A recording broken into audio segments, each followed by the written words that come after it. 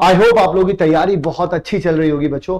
लेकिन इसी के साथ साथ आप लोगों को चाहिए पीडीएफ इंपॉर्टेंट क्वेश्चंस की, वीडियो इंपॉर्टेंट क्वेश्चंस की। तो ये सब कुछ आपको फ्री ऑफ कॉस्ट मिल रहा है केल्विन लाइव ऐप पर। कैसे मिल रहा है, क्या क्या है, यूट्यूब लाइव के जितने भी हमारे यूट्यूब लाइव हो रहे हैं उनके सबके पीडीएफ, चाहे हम आप बात करें अरिहंत के क्वेश्चंस के इंपॉर्टेंट क्वेश्चंस जो हो वो उनके पीडीएफ, एडुकार्ड के हो, ओसवाल के हो, वन शॉट के पीडीएफ, 10 इंपॉर्टेंट सैंपल पेपर और विद सॉल्यूशन उनका पीडीएफ, पिछले 10 सालों में पूछे गए जितने भी सवाल हैं उनका PDF, chapter wise, topic wise, mark wise, chapter wise test अगर आपको चाहिए, ई बुक चाहिए कॉन्सेप्ट और फॉर्मूलाज की, और अगर आप लोगों को अदर इंपॉर्टेंट पीडीएफ चाहिए तो आप लोगों को क्या करना है, केल्विन लाइव ऐप को अभी के अभी डाउनलोड करना है और इन सभी का एक्सेस मिल जाएगा आपको फ्री ऑफ कॉस्ट। करना क्या है, आपको डाउनलोड करिए, स्टोर वाले सेक्शन में जाइए, पहले ही नंबर पर पीवाईक्यू और एसपी करके एक फोल्डर दिख रहा होगा, उसमें जाइएगा and everything is there, everything is there. All the very best, पढ़ते रहो, आगे बढ़ते रहो और टर्म 2 को फोड़ देंगे भाई।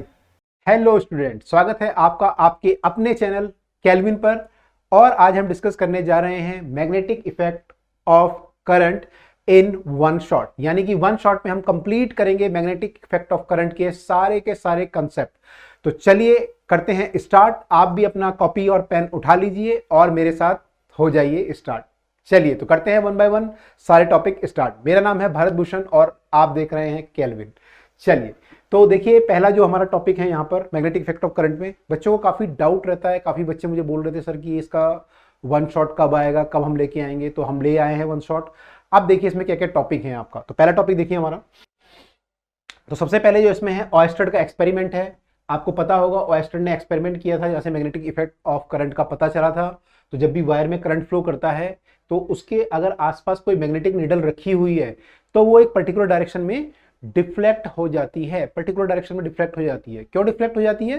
क्योंकि जो इलेक्ट्रिक करंट है वो अपने आसपास मैग्नेटिक फील्ड बनाता है। तो एक क्वेश्चन पूछता है आपसे कि क्यों डिफ्लेक्ट होती है? क्योंकि वायर का अपना मैग्नेटिक फील्ड होता है जो इसके मैग्नेटिक फील्ड के साथ इंटरेक्ट करता है। मतलब दोनों लाइनें आपस में मान लीजिए आप टकराती हैं या इंटरेक्ट करती हैं, बोलेंगे इंग्लिश में, इंटरेक्ट करती हैं, उसके कारण ये डिफ्लेक्ट होती है।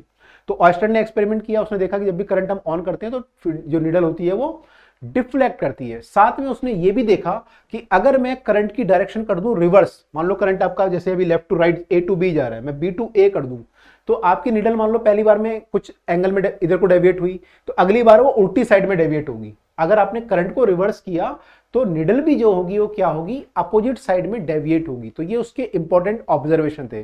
तो यहां से हमें पता चला कि जो इलेक्ट्रिक करंट होता है उसका भी एक अपना मैग्नेटिक फील्ड होता है जैसे कि मैग्नेट्स का होता है। तो ये हमारे कंक्लूजन थे। तो ऑयस्टर ने फर्स्ट टाइम जो है डिस्कवर किया magnetic effect of current. Oyster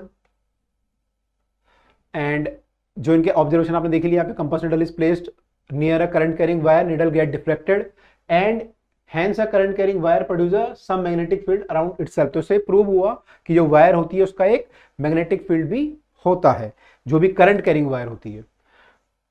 तो सेम बात है यहाँ पे। अब आते हैं मैग्नेटिक फील्ड लाइंस पे। जो मैग्नेटिक फील्ड लाइंस होती हैं, मैग्नेटिक फील्ड को जब भी हमें देखना होता है, उसके बारे में कोई कैलकुलेशन करनी होती है, बताना होता है आपको फील्ड वीक है या स्ट्रांग है या उसकी डायरेक्शन नॉर्थ टू साउथ है, अप टू डाउन है। जब भी ऐसी कोई बातें हमारी होती हैं तो हमें देखना पड़ता है direction of magnetic field line, कि मैग्नेटिक फील्ड लाइन किधर को है। तो मैग्नेटिक फील्ड लाइन एक इमेजिनरी कंसेप्ट है जो कि हमने मैग्नेटिक फील्ड को समझने के लिए बनाया है। तो मैग्नेटिक फील्ड लाइन क्या होती है? देखिए, मैग्नेटिक फील्ड लाइन जो होती है एक्चुअली जब भी कोई हम मैग्नेट लेते हैं या मान लीजिए कोई भी जो चीज जो मैग्नेटिक फील्ड प्रोड्यूस करती है वहां पे हम लोग मैग्नेटिक फील्ड लाइन बनाते हैं।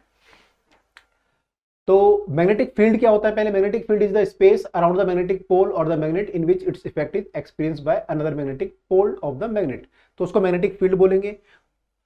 मैग्नेटिक फील्ड जो क्वांटिटी है which has both direction and magnitude. Magnetic field में जो दोनों चीजें होती है, डायरेक्शन और मैग्नीट्यूड, तो उसको बोलते हैं मैग्नेटिक फील्ड। ठीक है, फील्ड लाइन की बात करते हैं हम। वो फील्ड था, अब मैग्नेटिक फील्ड लाइन की बात करते हैं। यहाँ पे जो है ना फील्ड होगा, ये मैग्नेटिक फील्ड है, इसको लाइन हटा देते हैं, यहाँ पे मैग्नेटिक फील्ड है ये। और अब डिस्कस करते हैं मैग्नेटिक फील्ड लाइन। तो मैग्नेटिक फील्ड लाइन की कुछ प्रॉपर्टी है जो आपसे पूछ सकता है, right the property of magnetic field line. तो जैसे मान लीजिए क्या क्या प्रॉपर्टी है। जैसे पहले प्रॉपर्टी लिखी है कि all lines are close curve. तो वो जो है क्लोज कर्व बनाती हैं, मतलब कि अगर वो शुरू होती है फिर गोल घूम के अपनी जगह पे क्लोज हो जाती हैं।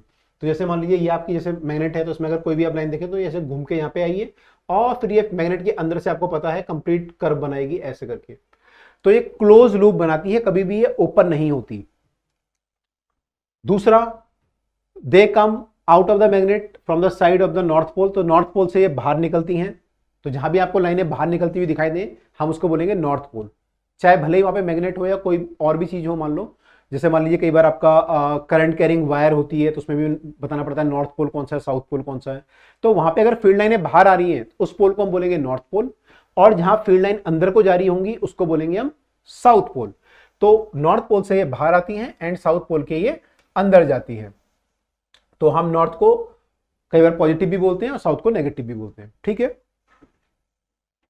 Inside the magnet direction of the field line is from south to north, तो बाहर आपने देखा कि डायरेक्शन जो है नॉर्थ टू साउथ, लेकिन अंदर जो है साउथ टू नॉर्थ। अंदर क्या होता है, साउथ टू नॉर्थ होती है मैग्नेटिक फील्ड लाइन की direction. They always normal to the surface of the magnet at every point, तो किसी भी जगह पे अगर आप देखेंगे तो मैग्नेटिक फील्ड लाइन जो होगी वो मैग्नेट से नॉर्मल होगी। तो अगर हम देखें यहां से कैसे मैग्नेट लाइन बनाए तो नॉर्मल निकलेगी सरफेस से बाहर, तो ये भी एक उसकी प्रॉपर्टी होती है। ओके, चलिए आगे मूव करते हैं। इसके अलावा जो दो फील्ड लाइन होती है कभी इंटरसेक्ट नहीं करती, क्योंकि अगर इंटरसेक्ट करेंगी किसी पॉइंट पे मान लीजिए, तो इसका मतलब क्या हुआ, इसका मतलब हुआ कि वहां पे देखो मैग्नेटिक फील्ड लाइन से आपको फील्ड की डायरेक्शन पता चलती है। मान लो फील्ड लाइन ऐसे है तो फील्ड की डायरेक्शन ये है, इस पॉइंट पे अगर मैं पूछूं तो डायरेक्शन ये है, इस पॉइंट पे पूछूं तो डायरेक्शन ये है। टेंजेंट ड्रॉ करनी पड़ेगी आपको तो डायरेक्शन आएगी। अब मान लो दो फील्ड लाइनें क्रॉस कर गई, जैसे यहाँ पे कर गई, तो यहाँ पे मैं टेंजेंट इस पॉइंट पे आपको पूछूं फील्ड किधर है, तो आप बोलोगे कि फील्ड इधर को है इस लाइन के अकॉर्डिंग, और इस लाइन के अकॉर्डिंग आप देखोगे टेंजेंट ड्रॉ करके तो फील्ड इधर को है। तो भाई दो टेंजेंट जब आप ड्रॉ करोगे, यहाँ पे आई थिंक ड्रॉ भी कर रखी है इन लोगों ने, तो ऑलरेडी ड्रॉ थी यहाँ पे टेंजेंट। तो देखो यहाँ पे एक टेंजेंट ये है और एक टेंजेंट ये है, तो दो बार ऐसा तो हो नहीं सकता कि फील्ड लाइन जो मैग्नेटिक फील्ड है वो दो डायरेक्शन में हो, वो तो किसी एक पर्टिकुलर डायरेक्शन में होगा, पर्टिकुलर डायरेक्शन में होगा। तो यानी कि यहाँ पे जो है ना, यहाँ पे जो है ये पॉसिबल नहीं है कि दो फील्ड लाइन आपस में इंटरसेक्ट करें। तो एक जगह पे अगर फील्ड लाइन होगी तो एक ही होगी। दोनों अगर आप मैग्नेट को पास भी लिया होगा तो उनकी फील्ड लाइन मर्ज होकर एक लाइन बना देंगी जहां पे दोनों इंटरसेक्ट करेंगी। जहां पे भी इंटरसेक्ट करेंगे मतलब एक लाइन बन जाएगी, दोनों का रिजल्टेंट आ जाएगा। ओके, तो ये इसकी प्रॉपर्टी है। तो हमने यहाँ पे 4-5 प्रॉपर्टी देख ली, ठीक है। और आप देखिए तो अगर आप ये इसकी मेन प्रॉपर्टी थी जो अब तक हमने पढ़ा। अब अगर आप मैग्नेट की बात करें तो मैग्नेट में जो होता है क्या होता है कि नियर द पोल लाइनें जो है बहुत पास पास होती हैं। अगर आप देखेंगे पोल के पास यहाँ पर जहां पे आपका पोल था तो लाइनें बहुत पास पास निकलते हुए निकलती हैं, लेकिन अगर आप दूर चले जाओगे तो लाइनें बहुत दूर दूर होंगी ऐसे करके, माने इनमें डिस्टेंस ज्यादा होगा ये। तो हम बोलेंगे यहाँ पे लाइनें बहुत पास पास हैं और यहाँ पे लाइनें बहुत दूर दूर हैं। तो जहां पे लाइनें पास पास होंगी वहां पे हम बोलेंगे फील्ड हमारा कैसा है, स्ट्रॉन्ग मैग्नेटिक फील्ड है। और जहां पे लाइनें दूर दूर होंगी वहां पे हम क्या बोलेंगे, फील्ड जो है वो वीक है, कमजोर है ना। तो फील्ड क्या है, कमजोर है। तो जहां पे हमारी फील्ड लाइन क्लोज होंगी वहां पे हम बोलेंगे फील्ड स्ट्रॉन्ग है, जहां पे दूर दूर होंगी वहां पे हम बोलेंगे फील्ड वीक है। तो उसको जो है मैंने कमजोर है, उसको खाना पीना ज्यादा खाना पड़ेगा तब वो स्ट्रॉन्ग बनेगा। तो जहां पे फील्ड लाइनें पास पास आएंगी वहां पे हम बोलेंगे स्ट्रॉन्ग है।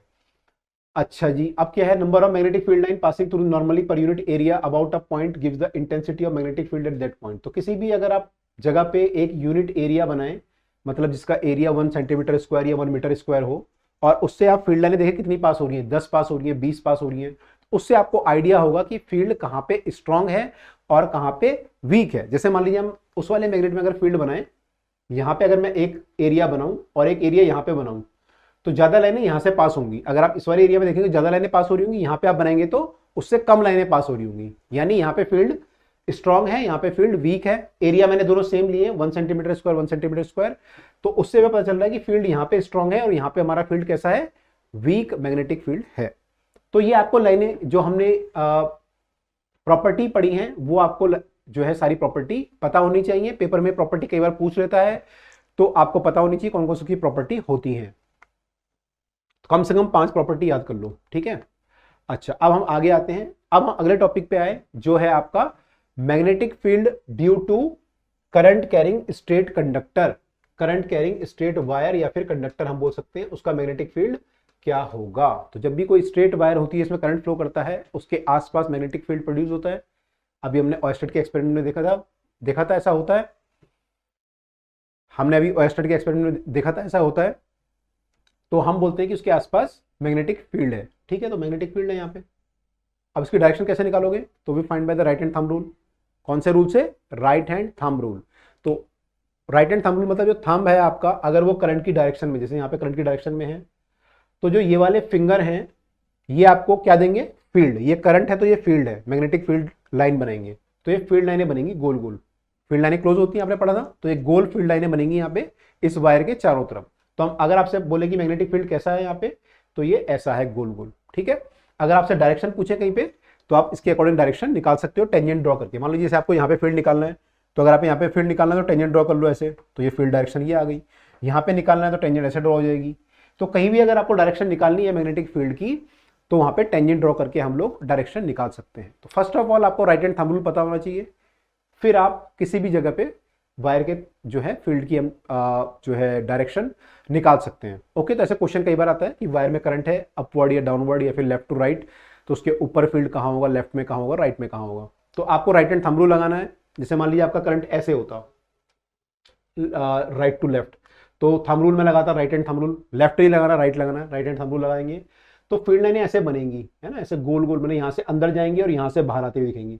तो यहाँ से तो अंदर जा रही होंगी लाइनें, अंदर घुस रही होंगी यहाँ पे, और यहाँ से बाहर, मैंने यहाँ से अंदर जाके यहाँ से बाहर निकल रही होंगी ऐसे ऐसे। तो इसके पूरा अगर गोल आप बनाओगे तो यहाँ से आगे से अंदर और यहाँ पीछे से बाहर, है ना। मैंने ये वायर है मान लो और करंट इसमें ऐसे जा रहा है, तो फील्ड लाइन कैसे बनेगी, ऐसे। तो यहाँ से अंदर और इधर नीचे से ऐसे करके बाहर। तो आप देखोगे यहाँ से फील्ड लाइन इधर को आ रही है, आपकी तरफ को आ रही है, और जब मैं ऊपर से देख रहा हूँ तो फील्ड लाइनें बोर्ड की तरफ को जा रही हैं।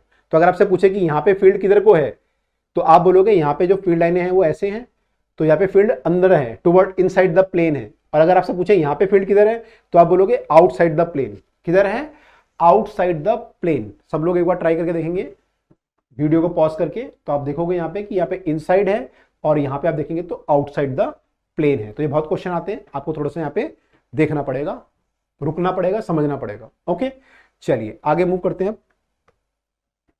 तो direction of the magnetic field line are related with the direction of current by the right hand thumb rule. तो हम राइट हैंड थंब रूल से पता लगाते हैं, अभी आपको मैंने बताया था। तो ये थंब रूल आपकी जो डेफिनेशन है वो है कि कल the 4 fingers of the right hand in the on the palm keeping the thumb stretched at the right angle, the thumb is straight and finger are circular। अगर आपका ऐसा है और थंब आपका जो है करंट की डायरेक्शन में रिप्रेजेंट आपको कर रखा है आपने डायरेक्शन में, तो आपकी जो कर्ल्ड फिंगर होंगे वो आपको फील्ड की डायरेक्शन देंगे। तो मान लो करंट ऊपर को जा रहा है तो थंब ऊपर को होना चाहिए, करंट नीचे आ रहा है तो थंब नीचे होना चाहिए। तो आपका जो ये फिंगर है ये अकॉर्डिंगली ऐसे घूमते हुए नजर आएंगे आपको। अब मैं यहाँ से अगर देखूँ तो ये एंटी क्लॉकवाइज घूम रहे हैं इस केस में, और इस केस में अगर मैं देखूं तो ये मेरा क्लॉकवाइज है। आप लोग अगर रुक के देखिएगा, आपके फिंगर जो घूम रहे हैं, मतलब या नीचे से अगर मैं ऊपर की तरफ को अपने फिंगर के टॉप की तरफ को और इसको देखूं तो ये क्लॉकवाइज घूम रहा है, जैसे क्लॉक घूमती है, घड़ी घूमती है हमारी, वैसा है। ठीक है, तो इससे भी आप पता लगा सकते हैं। तो वही आपका लिखा है, thumb represent the direction of current in the straight wire, then curling finger represent the direction of the circular magnetic line of the force. तो पीछे जो डेफिनेशन लिखी थी यहाँ पे कंप्लीट करी गई है। तो ये आपका राइट हैंड थंब रूल है कि आप अगर करंट को डायरेक्शन में थंब रखते हैं, फिंगर को कर्ल करते हैं, तो ऐसा ऐसा होता है। If curled finger represent the direction of current in the circular wire, then the thumb represent the direction of the straight magnetic line of the force. जब सर्कुलर वायर की हम बात करते हैं तो अभी आगे देखेंगे, तो स्ट्रेट वायर की बात चल रही है। स्ट्रेट वायर में आपका जो करंट होता है वो हम थंब से रिप्रेजेंट करते हैं और फील्ड जो है वो बाकी 4 फिंगर से रिप्रेजेंट करते हैं। ओके, चलिए अब आगे मूव करें।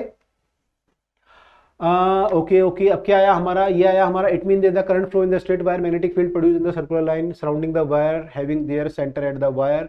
तो आपको पता है कि ये मैग्नेटिक फील्ड लाइन जो बन रही है उनका सेंटर वायर में ही होगा।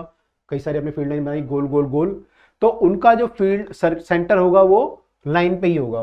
Plane of the circle lie perpendicular to the wire. तो ये जो प्लेन है जो अपने फील्ड लाइनें बनाई, इनका जो प्लेन बनेगा ये परपेंडिकुलर टू द वायर है। मतलब ऐसे नहीं है कि सर्कल ऐसा नहीं बना हुआ, ये सर्कल इसी परपेंडिकुलर टू द वायर इस प्लेन में बना हुआ है। जो प्लेन एक होगा जो कि वायर के परपेंडिकुलर होगा, तो वहीं पे ये फील्ड लाइनें बनेंगी। तो अगर ये वायर है तो सर्कल जो बनेगा वो इस प्लेन में होगा, फिर इस प्लेन में होगा, फिर इस प्लेन में होगा। ऐसा नहीं है कि प्लेन ऐसा नहीं है, परपेंडिकुलर है। ठीक है, तो ये ज्यादा इंपॉर्टेंट नहीं है आपके, ज्यादा इंपॉर्टेंट ये है कि ये सर्कुलर होगा और राइट हैंड थंब रूल से कैसे हम डायरेक्शन निकालेंगे वो ज्यादा इंपॉर्टेंट है हमारे लिए।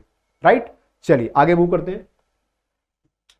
अगर सर्कुलर कॉइल होगी तो सर्कुलर कॉइल में क्या होगा, करंट जो है गोल ऐसे घूम रहा होगा, ऐसे घूम रहा होगा। तो यहाँ पे हम क्या करेंगे, यहाँ पे हम चाहे तो राइट हैंड थंब रूल भी लगा सकते हैं। अगर राइट हैंड थंब रूल लगाए तो ये करंट है आपका, तो इसके कारण जो फील्ड आ रहा है, देखो करंट के कारण अगर मैं फील्ड निकालूं तो ये ऐसे आ रहा है, मतलब अंदर इस साइड को अगर मैं देखूं तो बाहर की ऊपर की तरफ जा रहा है, और यहां से घूम के, तो इस वायर के चारों तरफ अगर मैं देखूं तो फील्ड यहां से अंदर और यहां से बाहर है। I think you can guess it. अगर मैं पीछे वाली वायर को देखूं तो करंट इधर को जा रहा है, तो ऐसे मुझे लगाना पड़ेगा। तो यहाँ पे फील्ड ऐसे जाके और अंदर को जाएगा, है ना, मतलब यहाँ से बाहर निकल के और ऐसे जाएगा। तो अगर मैं आपसे पूछूं कि सेंटर पे फील्ड किधर को है, सेंटर पे फील्ड ऊपर को है या नीचे को है ना, तो अगर आप कैसे निकालोगे सेंटर पे फील्ड किधर को है, राइट हैंड थंब रूल लगाएंगे। तो इसको देखो, इसके कारण मेरी फील्ड लाइन किधर को आ रही है, ये अगर मैं सेंटर पे देखूं तो ऊपर को आ रही है, और यहां से देखूं तो तब भी मेरी फील्ड लाइन जो है सेंटर पे ऊपर को आ रही है। एक बार आप लोग भी यहाँ पे रुके, वीडियो को पॉज करें और फिर देखें क्या आप लोग भी ऐसा गेस कर पा रहे हैं। आप कोई भी एलिमेंट ले लें और उस पर अगर आप राइट हैंड थंब रूल लगाएं तो आपकी जो फील्ड लाइनें हैं वो ऊपर को आ रही होंगी सेंटर में, क्योंकि सारी वायरें अपनी अपनी फील्ड बनाएंगे अपने चारों तरफ। सारे एलिमेंट जो भी आप करंट के एलिमेंट, आप छोटे छोटे एलिमेंट लोगे, सब अपना फील्ड बनाएंगे। तो अगर आप सेंटर की बात करोगे तो सेंटर पे इस केस में क्या आ रहा है, फील्ड जो है ऊपर को आ रहा है। तो हम राइट हैंड थंब रूल लगा के यहाँ पे निकाल सकते हैं कि फील्ड हमारा सेंटर पे किधर को होगा। कई बार क्वेश्चन पूछ लेते हैं कि करंट आपका, जैसे मान लीजिए इस केस में आप देखिए तो ये करंट एंटी क्लॉकवाइज फ्लो कर रहा है, तो ये करंट एंटी क्लॉकवाइज फ्लो कर रहा है। तो एंटी क्लॉकवाइज करंट में field line is upward, field line is upward at the centre. Clockwise में वो इनवर्ड हो जाएगा। क्लॉकवाइज में कैसे हो जाएगा, वो इनवर्ड हो जाएगा। ठीक है, तो ये हमें थोड़ा पता होना चाहिए यहाँ पे। तो देखो दो केस है यहाँ पे, एक तो स्ट्रेट वायर, एक सर्कुलर वायर। स्ट्रेट वायर में right hand thumb rule, circular wire जब होगी तो आपको तब भी राइट हैंड थंब रूल लगाना है, लेकिन थोड़ा सोच समझ के लगाना है, राइट, सेंटर पे निकालने के लिए। और ये दिखा रखा है कि हर एलिमेंट अपना अपना फील्ड बनाता है, और सेंटर पे जब आप देखें तो मान लीजिए पूरा वायर है, तो इस एलिमेंट और इस एलिमेंट को देखें तो दोनों का फील्ड जो है एक डायरेक्शन में होगा। अगर आप राइट हैंड थंब रूल लगाएं, मान लो करंट ऐसे जा रहा है इस केस में, तो ऐसे आपको पकड़ना पड़ेगा इसको। तो फील्ड जो इसके आसपास जो बनेंगे सर्कल वो ऐसे बनेंगे, और इसके आसपास भी सर्कल जो बनेंगे वो करंट ऐसे जा रहा है तो सर्कल ऐसे बनेंगे। तो यहाँ पे आप देख रहे हो लाइनें जो हैं अंदर को जा रही हैं, और यहाँ पे आप देख रहे हो ये लाइनें भी अंदर को जा रही हैं। तो अगर इस पॉइंट की बात करूँ तो मैं फील्ड लाइनें अंदर को जा रही हैं, इस प्लेन में अंदर को जा रही है, तो फील्ड लाइनें इनसाइड जा रही है। तो कब है, जब क्लॉकवाइज करंट है तो फील्ड लाइनें अंदर को जा रही है। और जब उस केस में आपने देखा था, पिछले वाले केस में एंटी क्लॉकवाइज करंट था, एंटी क्लॉकवाइज करंट था, तो फील्ड लाइनें बाहर को आ रही थी, सेंटर से ऊपर को आ रही थी, और यहाँ पे सेंटर में अंदर को जा रही है। तो आपको याद रखना पड़ेगा कि जब आपका क्लॉकवाइज करंट है तो आपका जो फील्ड लाइन है वो इनसाइड जा रही है। तो यहाँ पे कौन सा पोल बना, वैसे अगर पोल की बात करूँ तो साउथ पोल भी बोल सकते हो आप। तो it has become like a south pole. अगर क्लॉकवाइज करंट है तो साउथ पोल, या इनसाइड द प्लेन आपकी लाइन जाती है तो साउथ पोल भी बोल सकते हो आप इसे। और अगर एंटी क्लॉकवाइज करंट है तो आउटसाइड आ रही है, पीछे आपने देखा है, इसको हम नॉर्थ पोल भी बोल सकते हैं। तो हम बोल सकते हैं कि जो ये वायर है उसका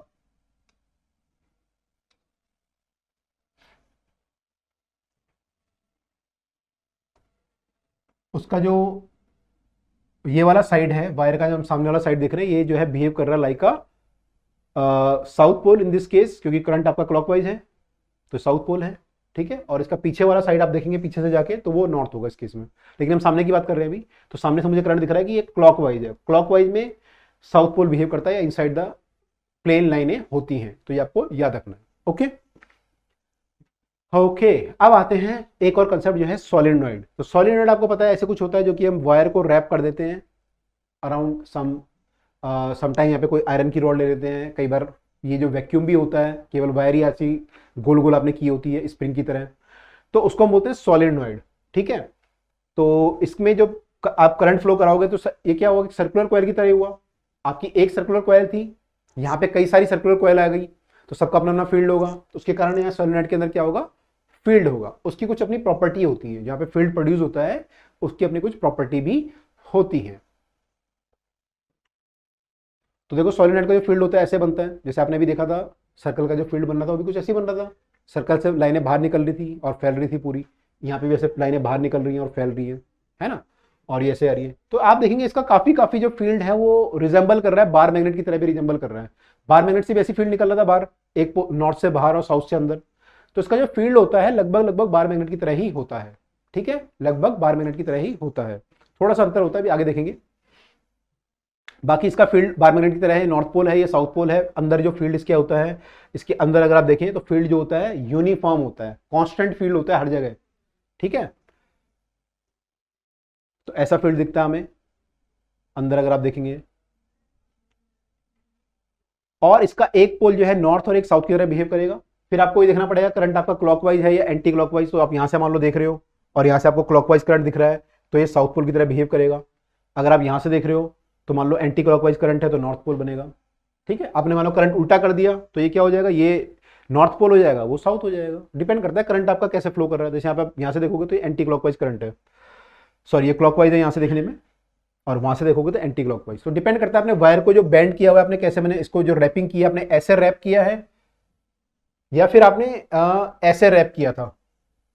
दोनों तरह से रैप हो सकता है ना, मतलब ऐसे में भी आप रैप कर सकते हो वायर को और उल्टा भी कर सकते हो, क्लॉकवाइज और एंटी क्लॉकवाइज दोनों कर सकते हो आप रैपिंग।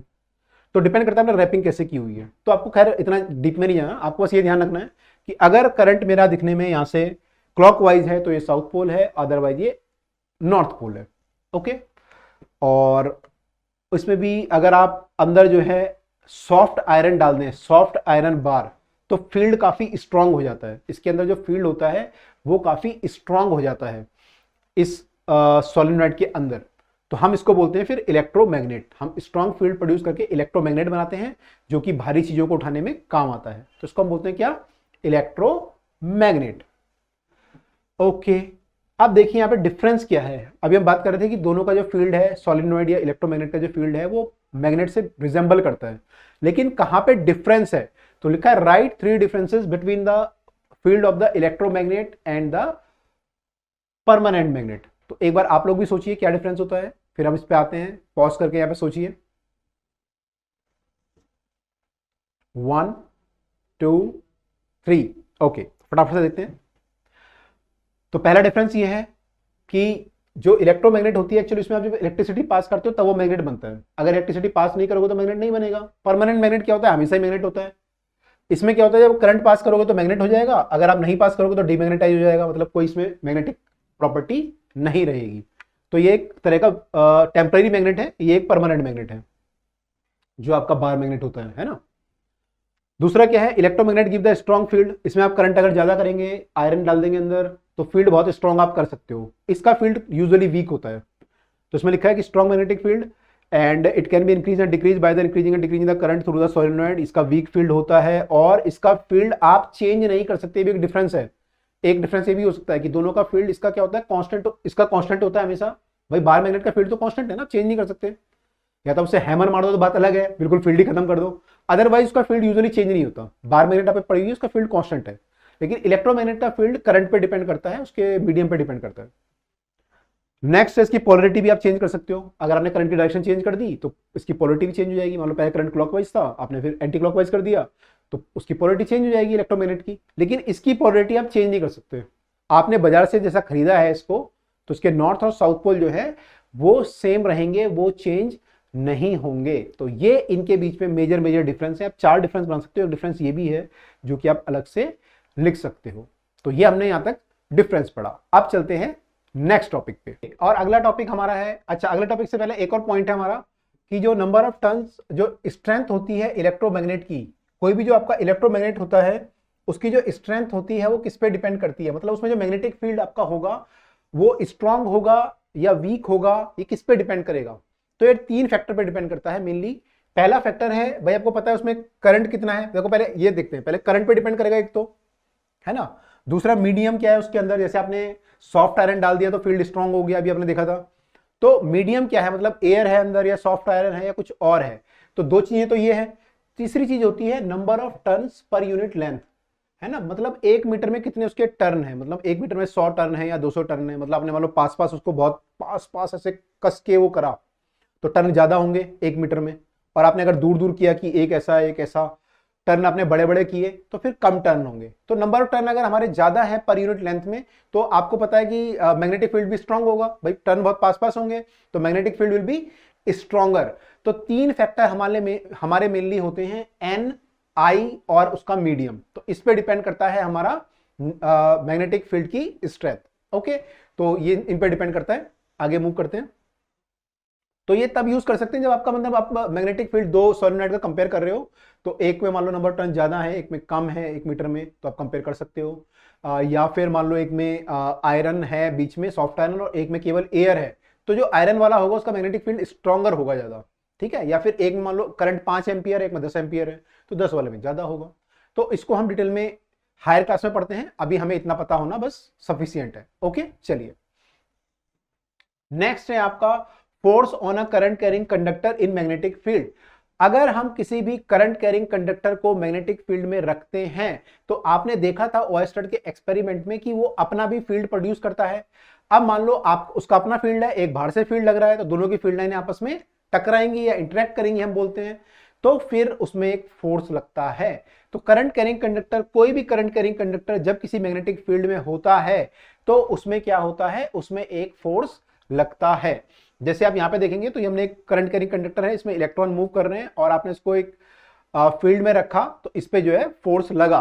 तो यहां पे भी एक्सपेरिमेंट के थ्रू दिखा रहे हैं कि अगर आप इसमें करंट पास करोगे और ये मैग्नेटिक फील्ड में रखा हुआ है, तो इसमें जो करंट पास किया तो फिर ये मूव करने लग गया है ना, क्योंकि मैग्नेटिक फील्ड में रखा था, ये मैग्नेट के बीच में रखा हुआ है, ये जो रॉड है आप देख रहे हो, तो इस रॉड में करंट जब पास किया और ये इस मैग्नेटिक फील्ड के अंदर है, दो मैग्नेट के बीच में है, तो इसलिए ये फ्लो करने लगा, माने मूव करने लगा। तो ठीक है, अभी इतना डिटेल में नहीं, अभी एक 1 बाय 1 समझते हैं। तो current carrying conductor produce magnetic field around it when it placed in a magnetic field, two magnetic field interact with each other. अभी मैंने बात बोली थी कि इंटरेक्ट करते हैं आपस में, and net force act on the conductor, और कंडक्टर पे फोर्स लगना शुरू हो जाता है, ठीक है।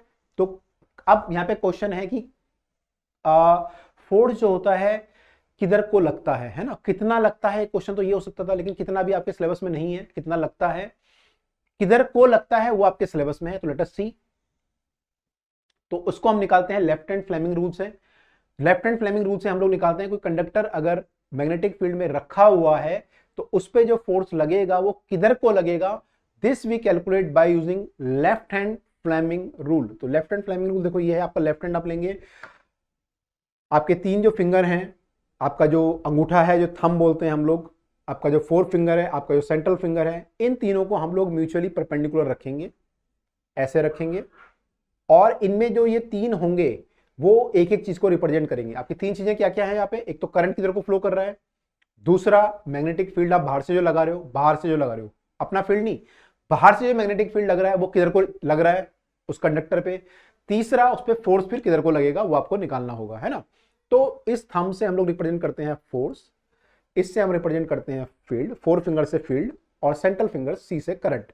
या फिर कई टीचर ऐसे भी याद कराते हैं, फादर मदर चाइल्ड, ठीक है। तो या फिर ऐसे याद कर लो, या फिर मैं बोलता हूं कि थंब स्ट्रॉन्गर है तो फोर्स, और ये आपका 4 फिंगर है तो फील्ड, और ये सेंट्रल फिंगर है तो करंट। तो ऐसे हम लोग इससे निकालेंगे। हमें 2 चीजें पता होंगी डायरेक्शन, तो अकॉर्डिंगली हम हाथ को मोड़ के उनको उसकी तरफ को ले जाएंगे। मान लो करंट हमारा इधर को है और फील्ड इधर को है, तो फोर्स इधर को लग रहा है इस केस में, है ना। तो हम देखेंगे किधर को हमें फील्ड, बाकी चीजें दी हुई हैं, तो 2 चीजें हमें पता होंगी, तीसरी हमें निकालनी होगी। अच्छा, इसमें एक चीज बच्चे गलती क्या करते हैं, बच्चे फिंगर को यूं कर लेते हैं कई बार इजी करने के लिए, कि ऐसे मैंने करंट इधर को जा रहा है, मैंने फील्ड इधर को है तो ऐसे कर लेंगे, तो ऐसा नहीं करना।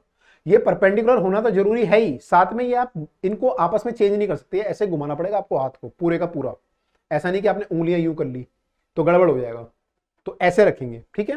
लेट अस सी, तो देखो यहाँ पे आपको दिखा रखा है, ये आपका थंब है, डायरेक्शन ऑफ फोर्स को रिप्रेजेंट कर रहा है, आपका जो 4 फिंगर है मैग्नेटिक फील्ड को रिप्रेजेंट करता है, और जो ये है आपका है ये करंट को रिप्रेजेंट करता है। तो अगर आपको 2 चीजें दी हुई हैं, मान लो आपको फोर्स और फील्ड दिया हुआ है, करंट किधर को फ्लो कर रहा है वो आपको निकालना है, तो आप निकाल सकते हो। या फिर कई बार आपको करंट दिया हुआ है कि वेस्ट टू ईस्ट जा रहा है या नॉर्थ टू साउथ जा रहा है, तो उससे आप करंट पता है आपको, मान लो फील्ड पता है, तो आप फोर्स निकाल सकते हो कि वायर पे फोर्स किधर को लगेगा। तो ऐसा जब भी केस आएगा हमारा, we will use left hand Fleming rule. Left hand rule या लेफ्ट हैंड फ्लेमिंग रूल हम लोग यूज करेंगे।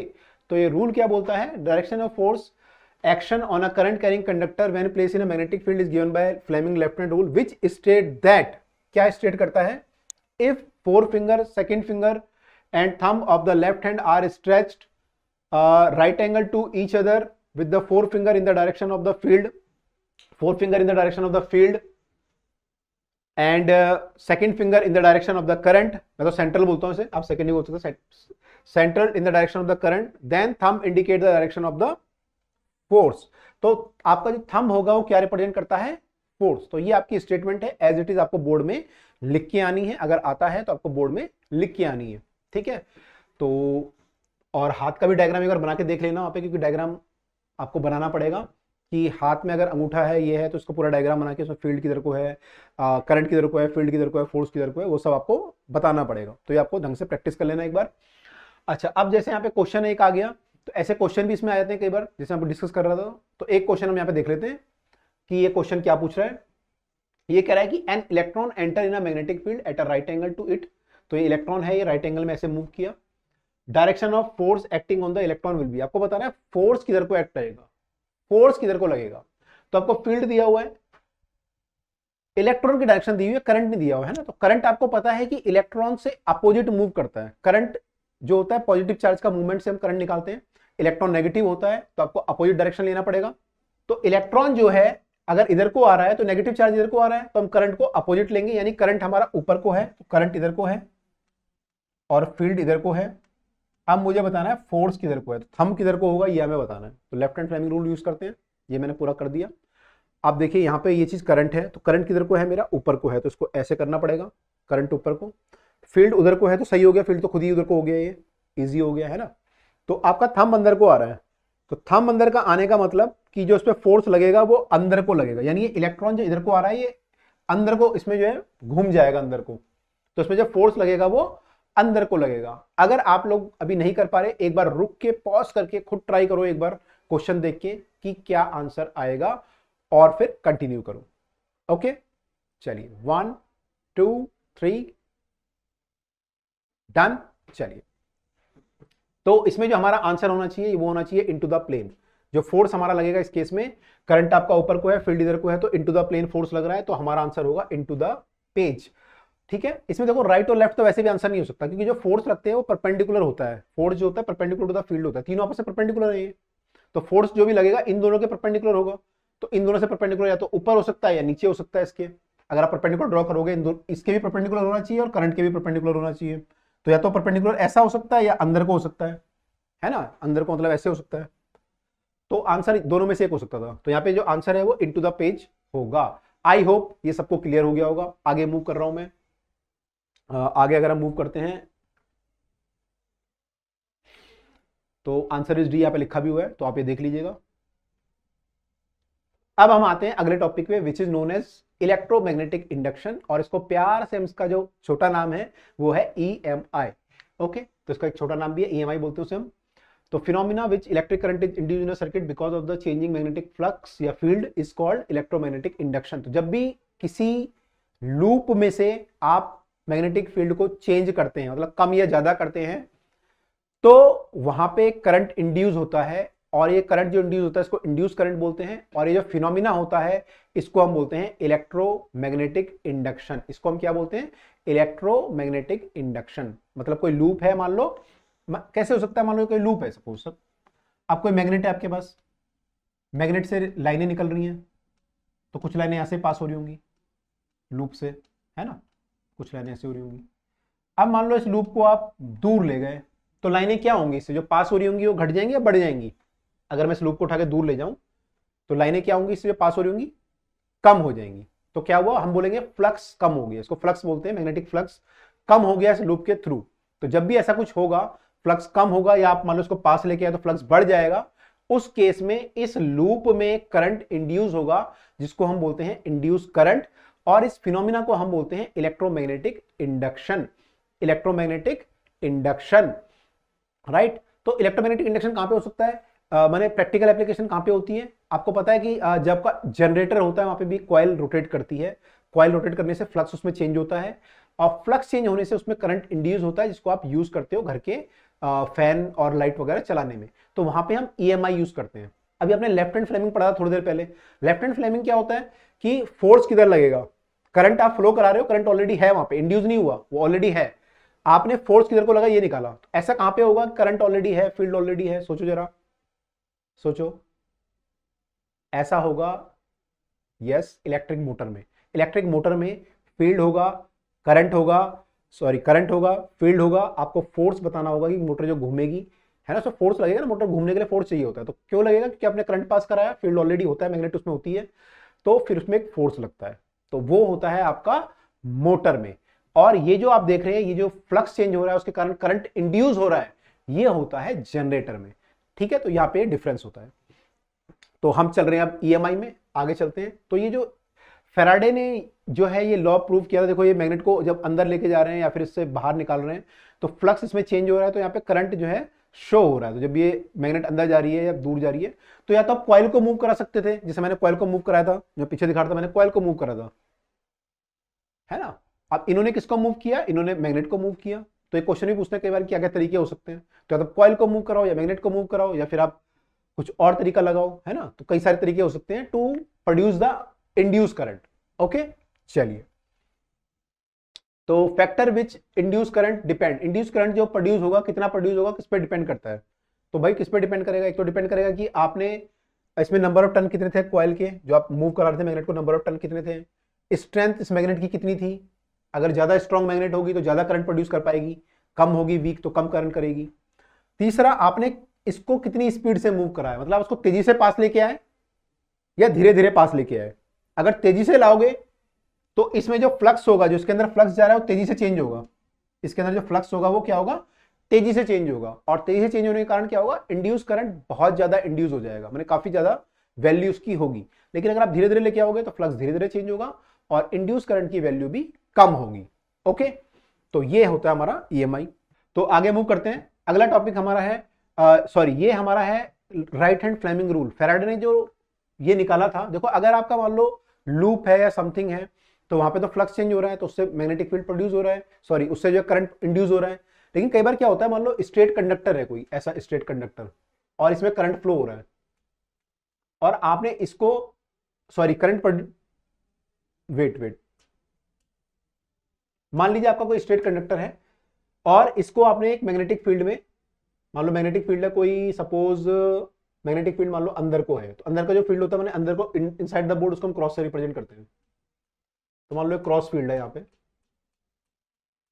और ये कंडक्टर रखा हुआ है, तो अभी इसमें कोई करंट इंड्यूस नहीं होगा, इसमें कोई करंट इंड्यूस नहीं होगा। लेकिन अगर आप इसे मूव कराएंगे ऐसा, मान लो मैंने किसी वेलोसिटी से मूव कराया ऐसे, तो ये जो अगर कंडक्टर पूरा का पूरा वायर अगर मूव करेगा तो इसमें क्या होगा, एक चार्ज फ्लो होने लगेगा, कुछ चार्ज ऊपर और कुछ चार्ज नीचे की तरफ जाने लगेगा, कुछ चार्ज इसमें मूव करेगा, उसको हम बोलेंगे इंड्यूस चार्ज या इंड्यूस करंट।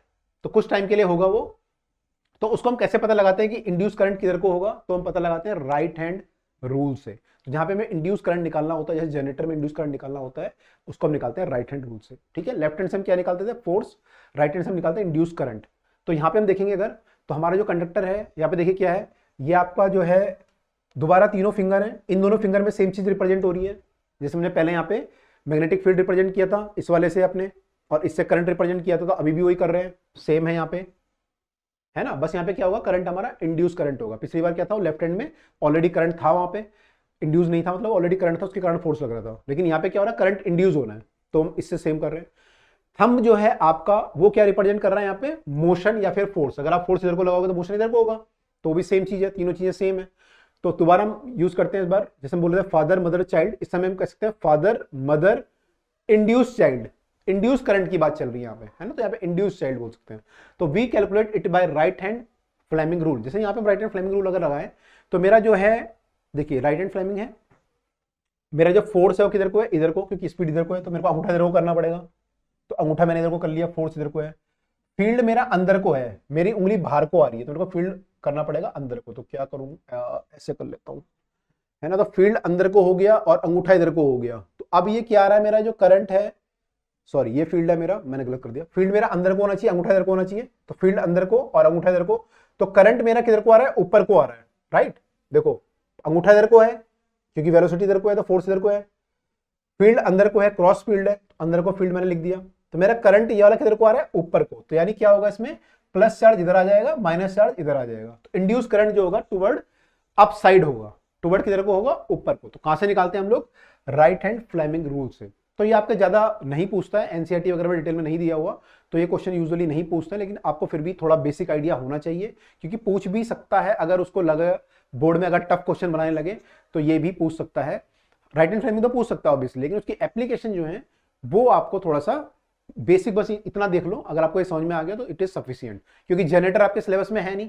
अगर जनरेटर होता तो वहां पे यूज होता है, तो वहां पे फिर हम लोग इसको डिटेल में देखते हैं, लेकिन अभी केवल हम इतना देखेंगे बस। ठीक है, चलिए अब आगे देखते हैं। Explain the different way of induce current in the coil. जब मैं आपको पूछा था क्या क्या वे हो सकती है इंड्यूस करने की, तो आपने देखा था क्या क्या वे हो सकती है।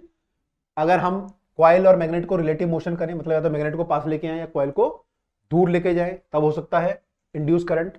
पास लेके आए या दूर लेके जाए कॉइल को या मैग्नेट को, तो उनमें रिलेटिव मोशन होना चाहिए। दूसरा, there is a relative motion between the coil and a conductor carrying current. अगर एक कॉइल हो और एक करंट कैरिंग कंडक्टर हो, मान लो एक करंट कैरिंग कंडक्टर है ऐसा, तो इसका भी अपना फील्ड होता है एक। अगर इसमें करंट पास कर रहा है तो इसका अपना फील्ड होता है। तो आपने मान लो कोई कॉइल रखी है यहाँ पे और इसका अपना फील्ड होगा, तो अगर आप इसको दूर लेके जाएंगे या पास लेके आएंगे तो क्या होगा, इसका फील्ड जो होगा, जो इसका फील्ड होता है इसके चारों तरफ, वो फील्ड इसके साथ यहाँ पे भी होगा, मतलब थोड़ा बहुत फील्ड। तो अगर आप इसको पास लेके जाओगे तो फील्ड बढ़ेगा इसके अंदर से, जो इसके अंदर से पास होगा वो बढ़ेगा, और अगर आप इसको दूर लेके आओगे तो फील्ड क्या होगा, घटेगा। तो यहाँ पे या तो आप मैग्नेट यूज कर सकते हो या फिर आप कोई करंट कैरिंग कंडक्टर यूज कर सकते हो, है ना। तो उस केस में, दोनों केस में क्या होगा, इसका फील्ड चेंज होगा और इसमें फिर इंड्यूस करंट होगा। तो एक आपने लिखा कि there is a relative motion between the coil and the magnet. दूसरा है coil and the current carrying conductor, हम बोल सकते हैं दूसरा, या कंडक्टर कैरिंग करंट बोल सकते हैं। तीसरा है if there is a change in the current conductor place near the coil. मान लो जैसे कंडक्टर रखा हुआ है, आप इसको मूव मत कराओ, लेकिन क्या करो, करंट चेंज कर दो। तो करंट चेंज करोगे तो क्या होगा, इसका फील्ड चेंज हो जाएगा। अगर करंट आपने बढ़ाया तो फील्ड स्ट्रांग हो जाएगा, करंट घटाया तो फील्ड वीक हो जाएगा। तो जो इससे फील्ड लाइनें पास कर रही हैं वो कम या ज्यादा हो जाएंगी। तो इसका जो फ्लक्स है वो, अगर मतलब आपने करंट बढ़ाया तो उसका फील्ड स्ट्रांग हुआ, स्ट्रांग फील्ड हुआ तो यहाँ फ्लक्स ज्यादा पास करेगा, और अगर आपने करंट घटाया तो फील्ड कम होगा, फ्लक्स कम पास करेगा। तो इन एनी वे यहाँ फील्ड चेंज हो रहा है, यहाँ पे फ्लक्स क्या हो रहा है, चेंज हो रहा है। और अगर यहाँ फ्लक्स चेंज होगा तो फैराडे ने बोल दिया था, पहले ही लिख दिया था अपने ग्रंथों में कि भाई यहाँ पे जो है हमारा करंट इंड्यूस होगा। तो उस केस में क्या हो जाएगा भाई, करंट हमारा इंड्यूस हो जाएगा और आपको लगेगा झटका। ठीक है, तो यहाँ पे करंट इंड्यूस होगा। तो इस वे से हम लोग जो है करंट इंड्यूस कर सकते हैं एक कॉइल में, राइट। अच्छा, अब आते हैं इलेक्ट्रिक मोटर। तो मोटर हमारे सिलेबस में है, तो मोटर पे हम लोग आ जाते हैं। तो इलेक्ट्रिक मोटर जो होती है आपने घर में यूज की होगी सब लोगों ने। ज्यादातर हम लोग यूज करते हैं पानी को वो करने के लिए, फेंकने के माने पानी को टैंक पे चढ़ाने के लिए यूज करते हैं। बाकी और भी कारण कई सारे हो सकते हैं, बस में यूज कर सकते हैं और कई जगह यूज होती है तो मोटर, मशीनों में यूज होती है, लेकिन घर में आप लोगों ने भी यूज करी होगी। तो motor is a device which convert electrical energy into mechanical energy. तो यहाँ पे हम इलेक्ट्रिसिटी देते हैं, हम लोग बटन ऑन करते हैं तो इलेक्ट्रिसिटी देते हैं, और उससे ये फिर क्या करता है, मैकेनिकल वर्क करता है। तो it convert electrical energy into the mechanical energy. और इसका प्रिंसिपल क्या है, प्रिंसिपल है कि current carrying conductor when placed in a magnetic field experience the force. अगर आप करंट कैरिंग कंडक्टर को मैग्नेटिक फील्ड में रखोगे तो उस पर क्या लगेगा, फोर्स लगेगा। वो हमने ऑलरेडी देखा था, लेफ्ट हैंड फ्लेमिंग रूल से हम निकालते हैं कि उस पर फोर्स किधर को लगता है, तो उस पर फोर्स एक लगेगा, ये हमने ऑलरेडी देखा था। तो इसका प्रिंसिपल हुआ। एसेंशियल पार्ट क्या होते हैं इसके, शाफ्ट होता है इसमें एक, आर्मेचर, कम्यूटेटर एंड ब्रशेस, ये इसके इंपॉर्टेंट पार्ट हैं, ओके। तो देखिए इसमें शाफ्ट क्या होता है, जो रॉड होती है आपकी जो रोटेट करती है व्हेन करंट पासेस। अगर आप अगला डायग्राम देखेंगे तो क्लियर होगा आपको। यहाँ बीच में शाफ्ट होता है, दिखा नहीं रखा यहाँ पे, तो यहाँ पे बीच में जो है शाफ्ट होती है, रॉड होती है, इसके अबाउट ये पूरा घूमता है। दूसरा क्या था हमारा, दूसरा हमारा है आर्मेचर। आर्मेचर क्या होता है, insulated copper wire bound over a soft iron core with many turns, तो इसको हम बोलते हैं आर्मेचर। अगर आप यहां पे देखेंगे तो ये जो है आपकी वायर है जो कि एक सॉफ्ट आयरन कोर में आपने वाइंड करी हुई है, इसको हम बोलते हैं आर्मेचर। ये पूरी जो कॉइल का सिस्टम है इसको बोलते हैं armature, and it is placed between two magnets. आप देख रहे हैं नॉर्थ और साउथ दो मैग्नेट है, इसके बीच में इसको आर्मेचर को रखा हुआ है, ठीक है। तो इसको बोलते हैं आर्मेचर, और बीच में जो था उसको बोलते हैं हम शाफ्ट, राइट। अच्छा, अब देखें आगे, तो फिर है आपका स्प्लिट रिंग। तो यहां पे जो है एक और होता है आपका मेटेलिक स्प्लिट रिंग, ये बहुत इंपॉर्टेंट है आपकी। तो आपकी जो मेटेलिक स्प्लिट रिंग है, ये क्या चीज है, जहां पे आपने कॉइल को कनेक्ट किया हुआ है। ये देखिए, ये आपने देखा ना यहाँ पे स्प्लिट रिंग थी, आपने अगर ध्यान दिया होगा, तो ये स्प्लिट रिंग होती हैं। तो ये बहुत इंपॉर्टेंट होती है। इसका यूज क्या होता है वो भी आगे देखेंगे, पूछते हैं कई बार बोर्ड में आपसे कि इसका यूज क्या होता है, तो ये काफी इंपॉर्टेंट है। तो ये स्प्लिट रिंग, आर्मेचर एंड आपका जो शाफ्ट है वो आपको पता होना चाहिए, राइट। तो ये हमने देख लिया कि ये सब हमारे होते हैं, ये इसका डायग्राम है, आपको डायग्राम भी पता होना चाहिए। तो when the shaft rotate commutator and the coil which are fixed with the shaft rotate with it, तो ये घूमती हैं आपस में। और यहाँ पे कार्बन ब्रश भी होते हैं। कार्बन ब्रश था हमारे डायग्राम में क्या? यस, यहाँ पे आप देखेंगे तो कार्बन ब्रश है। तो ये कार्बन ब्रश होते हैं जो कि इस स्प्लिट रिंग में और बाहर के सर्किट को कनेक्ट करते हैं। जो ये सर्किट है ये एक्सटर्नल सर्किट है। यहाँ पे आप बैटरी दिखा सकते हैं, जो आपकी बैटरी होती है ऐसे आप दिखा सकते हो। हमने तो सेल लगा दिया आप पे, लेकिन बैटरी होती है यूजुअली, ऐसी बैटरी दिखाते हैं आप लोग। तो वो जो है और ये वायर, ये एक्सटर्नल सर्किट है आपका, और इसको जो इंटरनल सर्किट से कनेक्ट करता है वो है कार्बन ब्रश। तो स्प्लिट रिंग में करंट आया और फिर कार्बन ब्रश है वो इसके पास कर गया। ओके, तो यहाँ पे जो कार्बन ब्रश होते हैं वो अंदर वाले करंट को बाहर वाले सर्किट से कनेक्ट करता है।